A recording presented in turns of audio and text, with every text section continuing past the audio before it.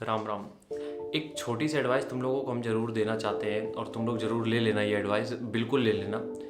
हल्ला मचाने वालों से हमेशा दूर रहो। जितने लोग भी बड़ी बड़ी बातें पेल रहे हैं या फिर जिनकी आवाज़ में बहुत दम है, मतलब कि हम उन्हीं की बात कर रहे हैं, मोटिवेशनल स्पीकर की, जो माइक पे आके बहुत तेज़ चिल्लाते हैं कि तुम नहीं करोगे अभी तो कौन करेगा। अब ये सबसे ज़्यादा तो ये नेटवर्किंग वाले होते हैं, इनने तो सबको करोड़पति बना दिया। मतलब कि ये सबको कार देते हैं। वो एक कोई ज्ञानी ज्ञान बांट रहा था, वो कह रहा है कि आज मेरे लिए BMW लेना, ऐसा जैसे साइकिल ले रहे हो। अब समझ लो तुम, ये लोग करते क्या है, बस इनके पास एक जोड़ी कोट पैंट होता है, किराए की गाड़ियाँ ले लेते हैं और उसके बाद जितना भी तुम लोगों से 10-10 20 जा रहा है, उससे इनका धंधा चल रहा है। तो जितने लोग भी तुम्हें चिल्ला के कुछ भी समझाने की कोशिश करें, इसका मतलब पता है क्या होता है? जब आदमी चिल्ला रहा है, इसका मतलब ये है कि तुम सोचने पे मजबूर होगे नहीं, तुम उस चीज़ के बारे में सोच ही नहीं पाओगे। जब उसने चिल्ला दिया तो फिर बस तुम उसी चिल्ला चोट में हो।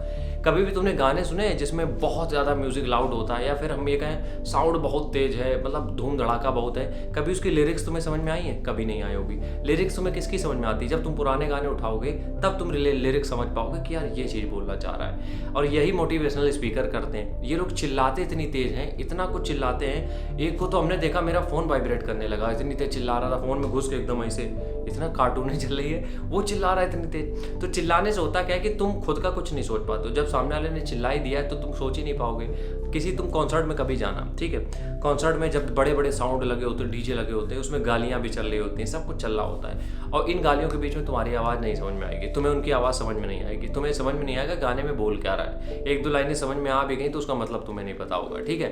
वहीं अगर तुम घर पे बैठे हो, नॉर्मल सा जगजीत सिंह की एक गज़ल लगाओगे तो तुम्हें एक एक लाइन समझ में आएगी, उस चीज़ में वो कह क्या रहे हैं, क्या बताना चाह रहे हैं, वो सब समझ में आएगा। और यही होता है मोटिवेशनल का मतलब, कि जो तुम्हें चिल्ला के समझा रहा है, जो तुम्हें कह रहा है कि तुम सब कुछ कर सकते हो, जो तुम्हें सिर्फ ऊपर ऊपर बता रहा है कि लगे रहो, मेहनत करे रहो, वो तुम्हें तरीका नहीं बता रहा है कि मेहनत करनी कैसे, वो तुम्हें ये नहीं बता रहा है कि अगर फेल हो गए तब क्या करोगे, वो तुम्हें ये नहीं बता रहा है कि लगातार कैसे डिसिप्लिन बनाना है, वो तुम्हें कुछ नहीं बता रहा है। वो तुम्हें सिर्फ क्या बता रहा है, हार मत मानो, दुखी मत हो, खड़े हो, चलते रहो, पर कठिनाइयाँ आएंगी, ये करते रहो, वो करते रहो। इतनी नौटंकी में इतनी गुस्सा आती है इन सबके ऊपर। तो तुम लोगों से भी, जो भी तुम ये समझो, जब भी कोई तुम्हें चिल्ला के समझाने की कोशिश कर रहा है, जब भी कोई तुम्हें बहुत ओवर हाइप बना के कुछ चीज़ बताने की कोशिश कर रहा है, इसका मतलब उसके अंदर उतना कुछ डेप्थ है नहीं, इसका मतलब उसके अंदर कुछ इतना है नहीं जो तुम्हें बता सके। बड़े से बड़ा टीचर तुम देखोगे, वो जब भी कोई चीज़ समझाता है तो वो रुकता है। उसको कभी देखा है तुम्हें लगातार चिल्लाता रहे? नहीं, वो क्या होता है, रुकता है, पहले सोचता है कि हम यार ये बोल रहे हैं, सामने वाले को किस तरीके से समझ में आएगा। इसके उदाहरण अपने यहाँ बहुत है यार, इंडिया में भी नामी गिरामी टीचर हैं बेहतरीन।